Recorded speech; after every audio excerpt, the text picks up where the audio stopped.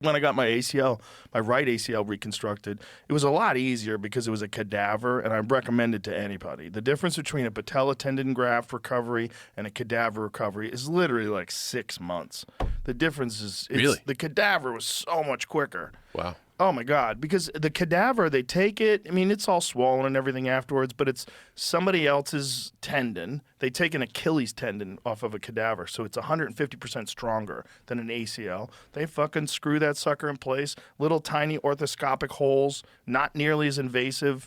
And then 5 days later, you know Matt Lichtenberg? I went to his party for his birthday party 5 days later, just walking around. Wow. And he was like, "Did you just have surgery?" I go, "Yeah." It's like, it's not that big a deal. Man. Like, it feels fine.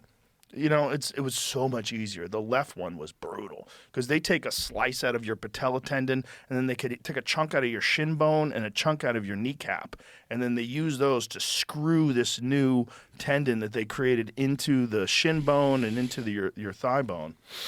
That was rough. That one was painful as fuck, and it took a long time before it felt normal. It took a long time before I could go down on one knee again. When was that? Painful. You said that was in the 90s. And then the other one was early 2000s, 2002-ish, somewhere around then, 2, 3.